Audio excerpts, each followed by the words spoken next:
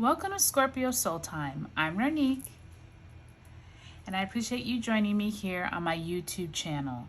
Every lunation cycle, you and I get together and we discuss what is going on up in the universe or up in the heavens, because as they say, as above, so below. So all of the transits and aspects that are happening between the planets in our universe directly affect us here on Earth. So I always appreciate you all joining me, taking time out of your busy schedule to listen, watch, subscribe, share, comment. I really do appreciate all of my new subscribers, and I appreciate, of course, my longtime subscribers that have been with me. My channel is slowly growing, so I appreciate all of you all. If anything you hear resonates, I would appreciate a like, a comment, a share. It really helps my channel grow.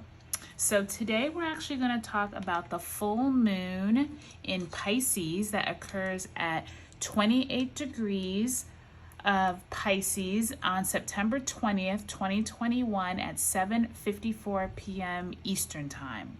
And so at this full moon in Pisces, the sun is sitting up here in Virgo, and then across the sky, the moon is sitting in Pisces.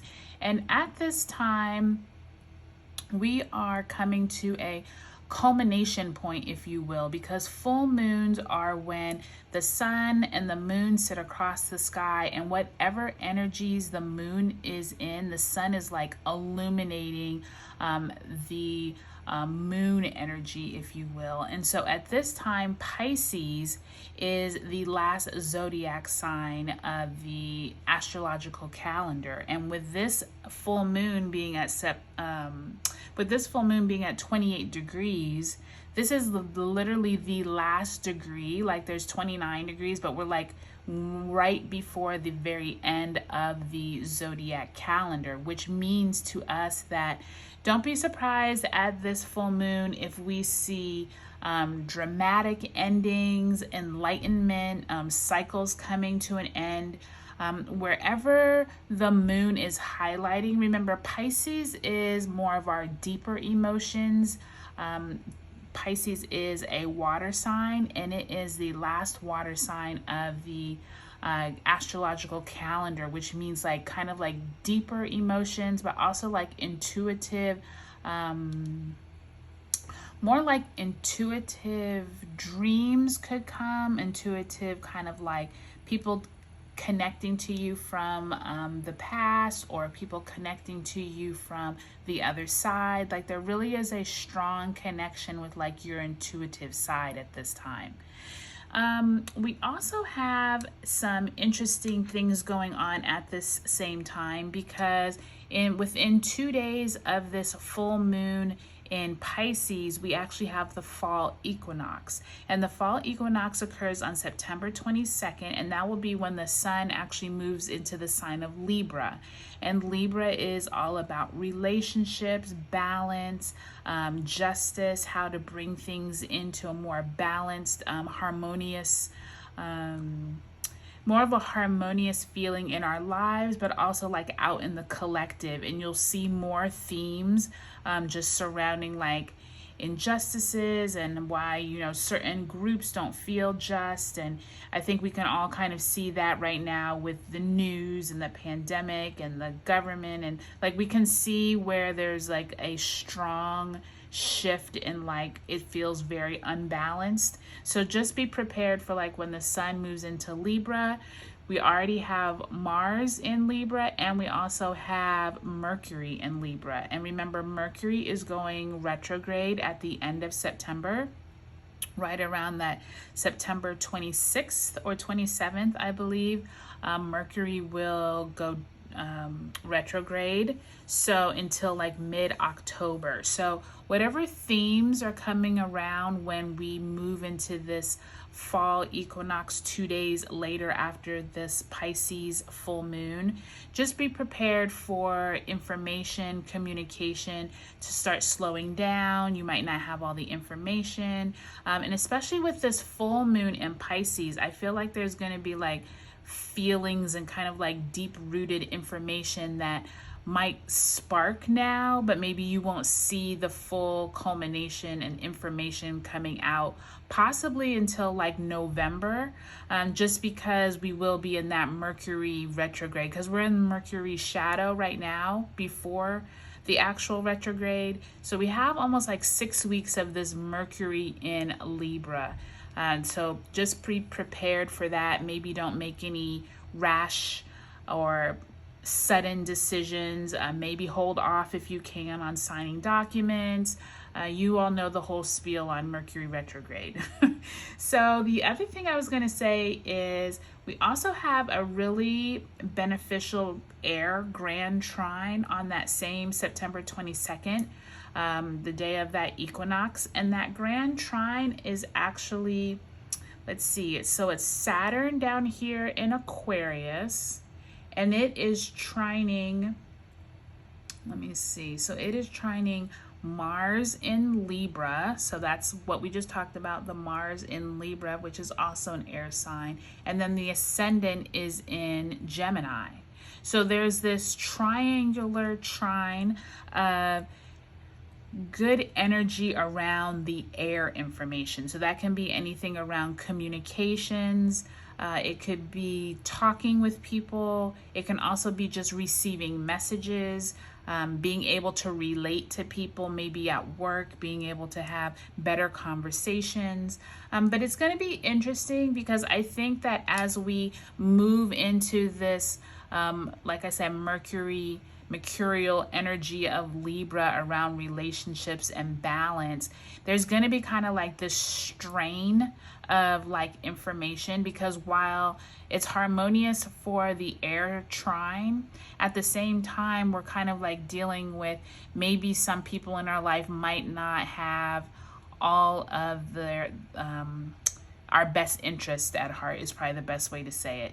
They may mean well, it might not be conscious, but it might be like this underlying, like people kind of like not feeling at their best, or just not feeling exactly ready to move on to the next step.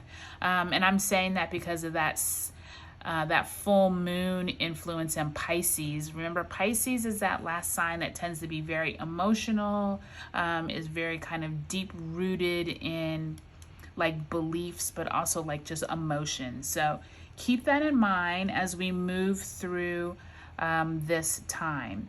And the last thing I'm going to say from the astrology is Venus actually moved into Scorpio just about a week prior to this full moon in Pisces. So keep that in mind when we start thinking about money, investments, possibly anything dealing with your health.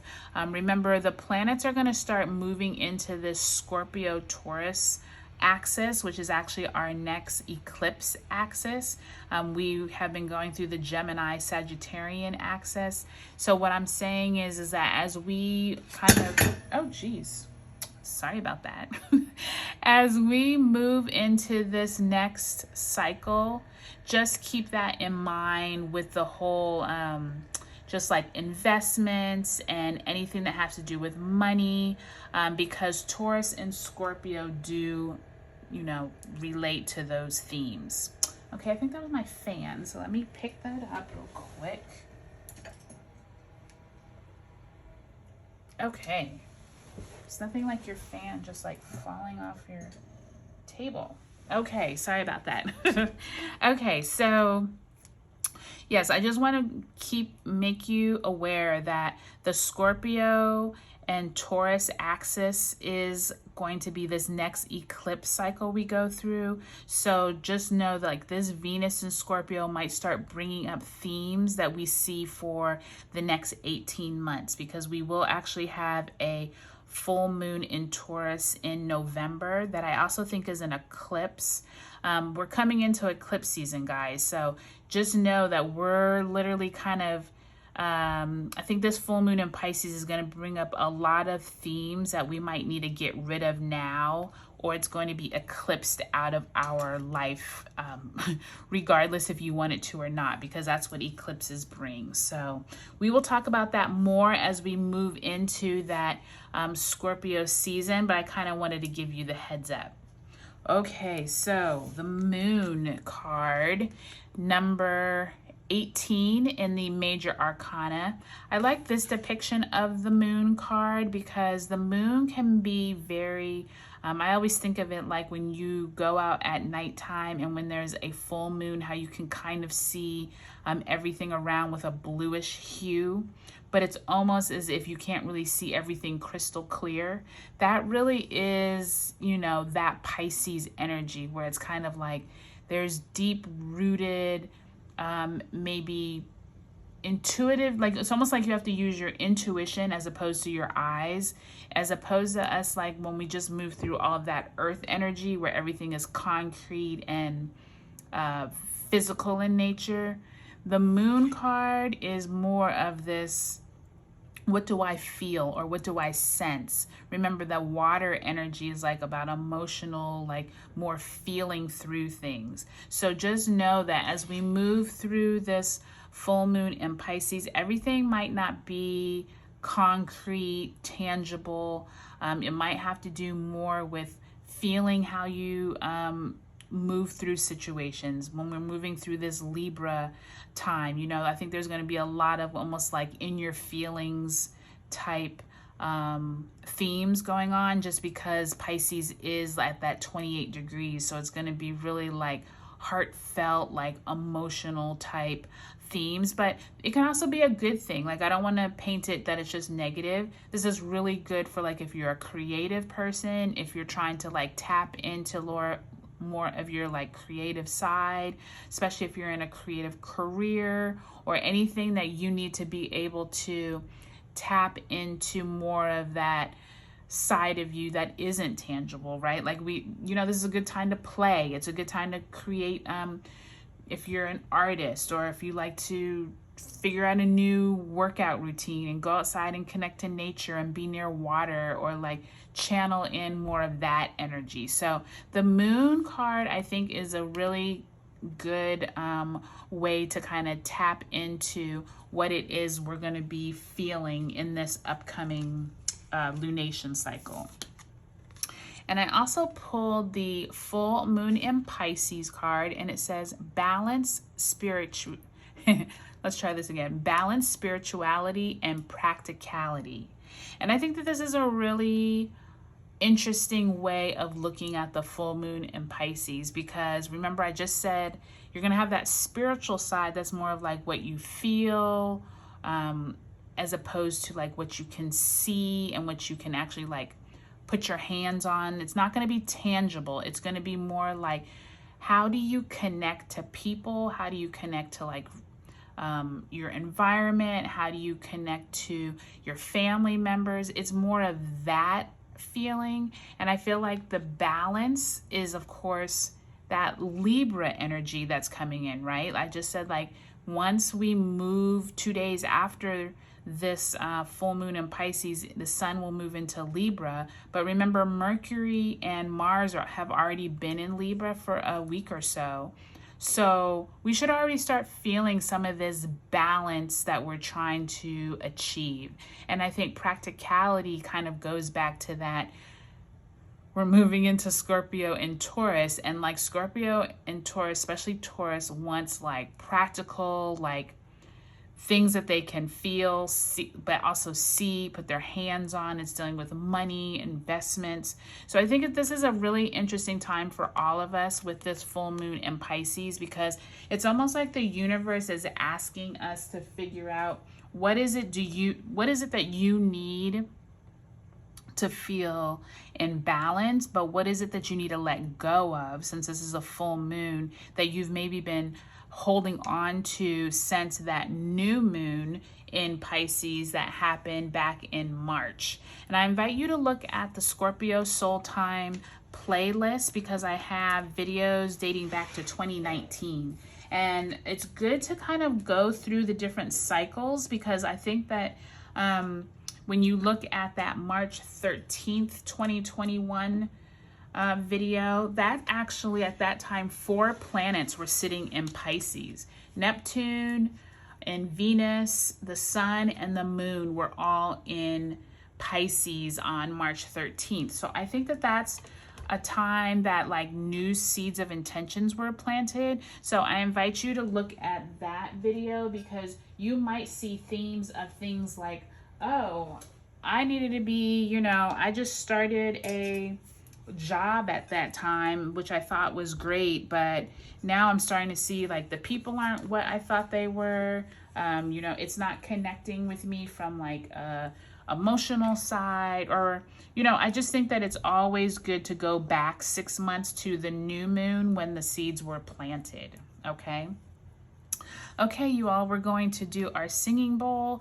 If you're new to my channel, I do the singing bowl to help clear my energy, but also for you, it helps you be able to kind of get balanced and to be able to hear the messages that we are wanting to channel in at this time.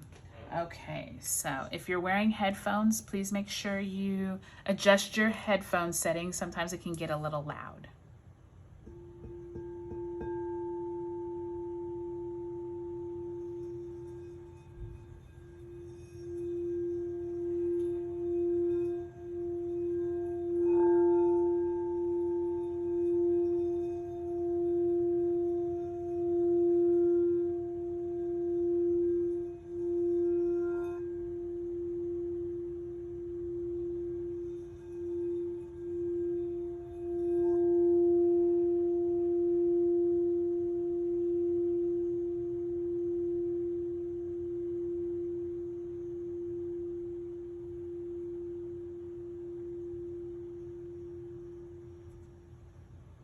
Okay, perfect.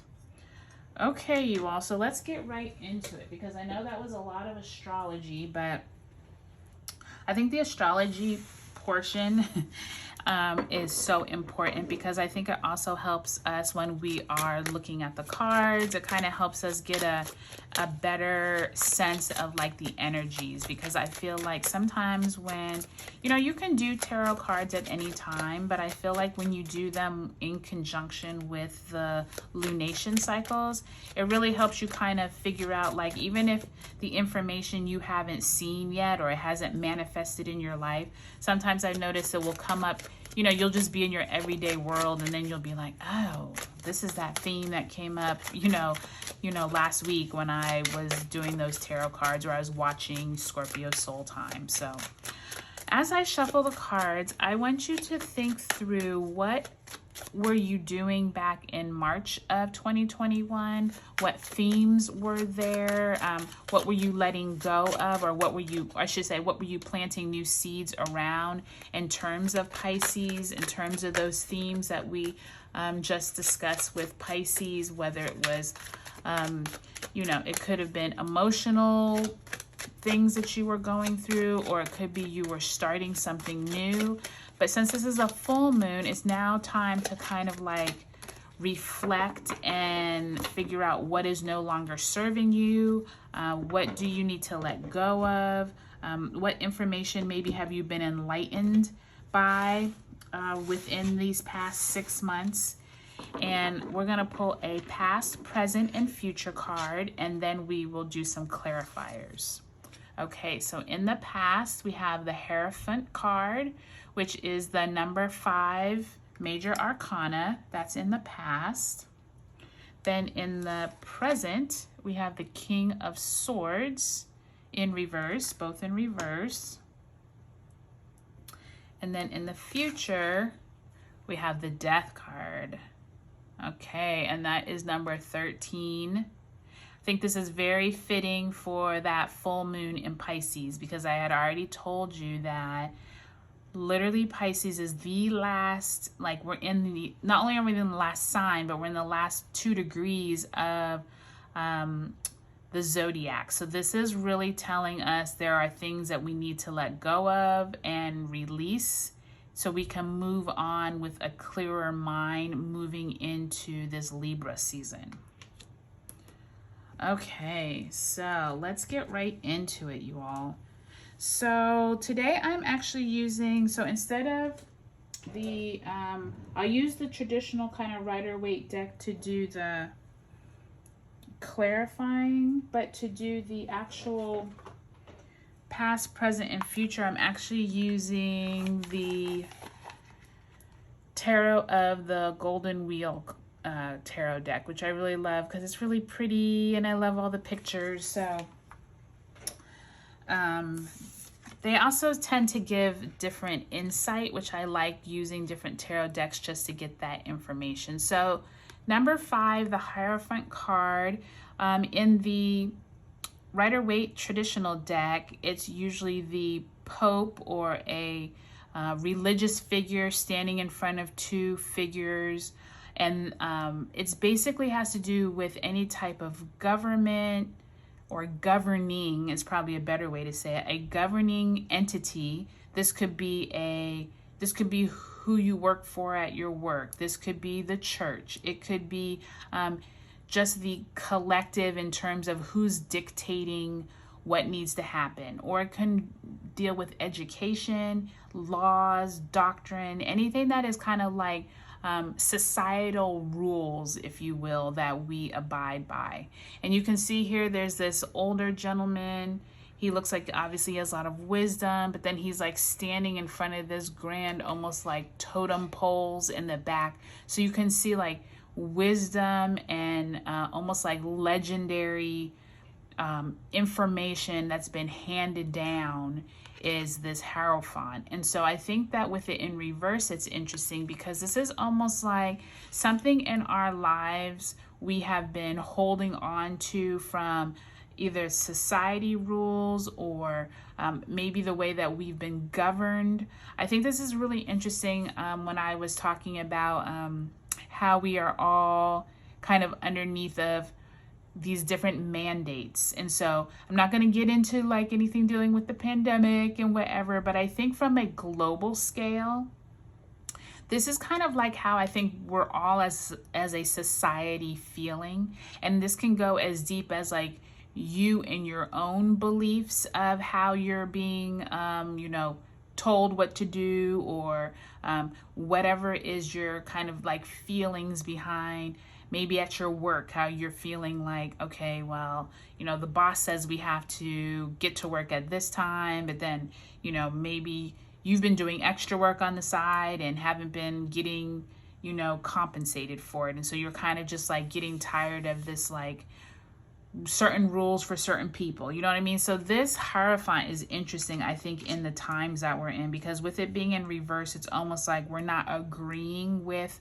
the status quo or what we're being told. And so I think that it will be interesting as we all move through this full moon in Pisces and move into October, November, and December, because those months are going to have a lot more movement of energy within some of these planets that are more combative, if you will, like Mars. And once we move into Scorpio season, where it's kind of like deep secrets and the darkness are kind of unveiled, I think that Hierophant is going to be interesting to see if it comes back up, because I definitely think there's some sense of like everyone not agreeing with what is going on with the collective or with the status quo.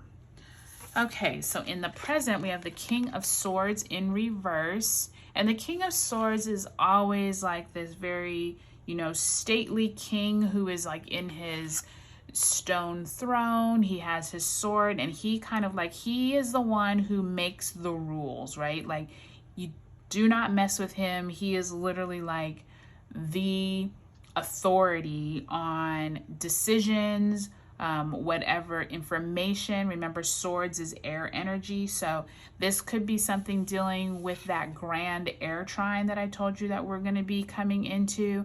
With this being sword energy as well as a king, this could be someone that's a father figure to you, but it also could be more of a collective of, once again, it's almost like this theme of like being told what to do, because since it's in reverse, there's almost like this theme of is the communication or the narrative that's being told to you or that's being communicated, is that something that you're comfortable with? Is there someone that's telling you you can't do something? Are you not feeling comfortable with that?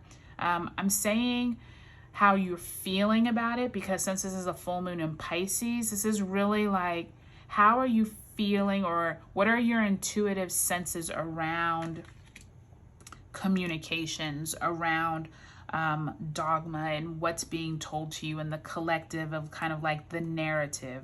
And I think it's interesting with this death card in the future, because like I said when I pulled it, this is the last degrees of Pisces. And so there is this, especially like I was telling you, you know, within a few months, we're going to be coming into eclipse season. So there is some form of like death and rebirth that is coming, and this could be alluding to that Scorpio season. It could be alluding to getting rid of whatever is no longer serving you. In the Rider-Waite deck, there's usually like a skeleton, and he's in armor, and he's riding this horse that has this flag of like corn, like, you know, the harvest. Like he literally is having to bring in, he's kind of like the cavalry, if you will, but of yourself, of like, what is it that, you know, you've reaped the harvest, but now it's time to move on. Like you need, there's a death of something so that you can move on to another cycle, or you can graduate to another level. So I think that's interesting with this skull, but then you see this like plant rising up here. And I think it's interesting that the artist chose the night, because it's almost like that same moon theme that I said at the beginning, where it's like you can't really see everything that's going on, but it's almost like there's a chance for birth and growth here. But you got to first, you know, sift through the darkness and sift through like all the muck that's no longer serving you. And so I think this is really interesting, coming off of that new moon in Virgo that we had, that was all about money and resources. You know, you can already feel the shift where it's becoming like more of a mental and intuitive clarity, if you will.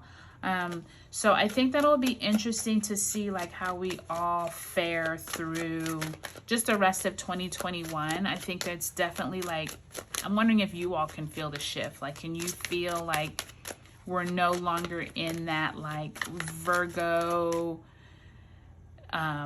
energy where it felt like it was more like you could grasp it and you could like create goals and get things, you know, it was all in the details. But now it feels like it's more like this watery air energy where it's like you can kind of feel when something's not right, like kind of like when you walk in the room of people who have just been talking about you, and right when you walk in you're like, okay, I think something's going on here.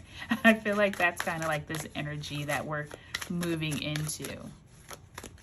Okay, so we're going to do some clarifiers. We're going to do a clarifier for the Hierophant, the King of Swords, and the Death card. I also think it's interesting, you all, that we got two major arcanas, and the major arcana cards are always dealing with major themes. So for the past being this Hierophant in reverse, and then the future being that Death card upright, there definitely is a sense of like wanting to let go, needing to let go, and not being too caught up in not being too caught up in the things that you see, but like if you're feeling it, like trust your gut. That's what I'm really feeling here. Okay, so let's cut the deck and let's clarify the Hierophant, the King of Swords, and the Death card. Okay, so in the past, we got the Two of Wands for the clarifier for the Hierophant.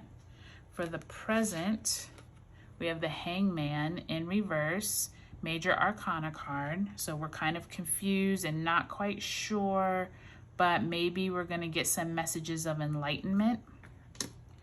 And then in the future, to clarify the Death card, okay, y'all, we're going to have a bumpy ride here. Anytime you get the Tower card clarifying the Death card, something like hold on to your seats. So we don't even need any more cards than that.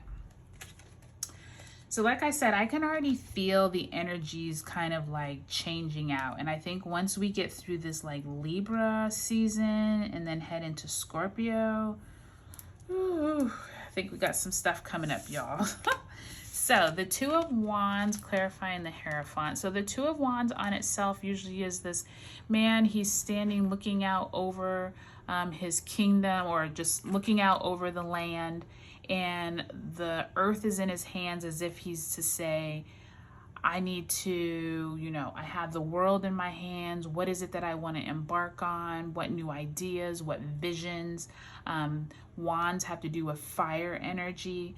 Two usually has to do with a decision or options that you have. I think it's interesting that it's clarifying the upside down or the reverse Hierophant, because it's almost saying, were there decisions that you made or that you couldn't make in the future, in the past?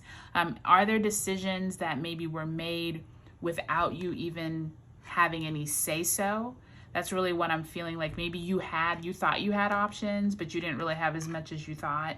I think that this is interesting, especially if this is like work related, because this might have to do with a boss or the company as a whole, maybe taking on new rules or something that you were not really on board with, and you thought you had more options, but you didn't. Maybe you still are kind of holding these ideas from the past, and you're kind of you're kind of thinking about maybe leaving your job, or maybe you're just kind of getting tired of those governing bodies. This also could have to do with just the collective. You could have like kind of seen the world in a much different light than it really is. I think it's interesting because this Hangman, that's why I'm saying about the different light, because the Hangman in reverse is almost like, so when it's upright, Major Arcana card, it is like you're almost like stuck in a, you might be stuck in the way that you feel about a situation or a theme in your life, or you need to make a decision, but you haven't been able to. With it in reverse, it's almost, I always look at it like this is like he's been enlightened, like he's no longer stuck. But with it clarifying the King of Swords, there's almost like this, remember I was saying like whatever bodies or whatever communication isn't there, or whatever boss or whatever themes of like someone that's almost in a controlling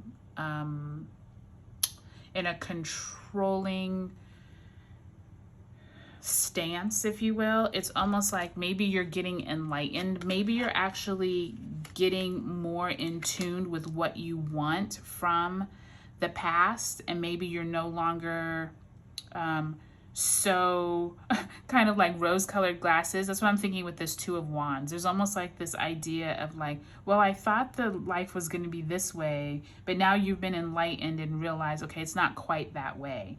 And you're trying to figure out, okay, what is it that I need to change in order to maybe even get back to this Two of Wands?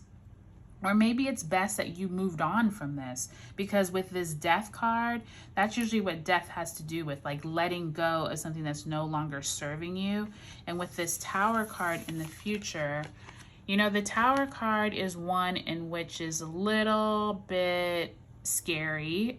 You know, people are like falling out of a burning tower, and it literally means some kind of systems, or there's a breakdown of long-standing things that have been going on in your life, going on in the collective, going on around you. And with the Death card is more internal, while the Tower card is more external, meaning like the Tower takes away things that are no longer needed. The Death card is more like you figuring out for yourself what is no longer needed in your life, while the Tower card tends to be more like, okay, what is it in our collective that is no longer serving us? So you can look at this in many ways, but I definitely think as we come into you know, this fall season, it's going to be very interesting to see how this plays out, because I already feel like there's this shift of, you know, our ideals and what people are hoping that, you know, I think we all thought we were going to be in a different place by time this fall season came around. And you can already see like this death card is like this feeling of like, at this Pisces full moon, figure out what you need to get rid of so that you can cleanse yourself and be prepared for this Tower energy that comes in. The good thing about the Tower energy is like once it's removed, then you can start anew. And that really is what that Scorpio season is. And so I really feel like this is kind of like leading up to, because the death card is Scorpio. So I think that as we move into like October, November, just be prepared for, you know, some unsettling times, but it doesn't mean we can't get through it. Sometimes you need, you know, the death to be able to grow, to be able to, that's why I love this depiction of the death card. Like maybe we need this, like maybe death needs to come so that we can start growing again. Okay, you all, it's an interesting time with this full moon in Pisces. I invite all of you all to look back at that new moon in Pisces, like I said, on Scorpio Soul Time playlist, just to see where you were at in your life and see what endings, you know, need to come up in your own world. Okay, you all, well, thank you for joining me on Scorpio Soul Time. I look forward to having you all you know, seeing you all at the next reading. And if you need anything, feel free to reach out to me. And my website is scorpiosoultime.com. All right, you all, have a great day. Bye.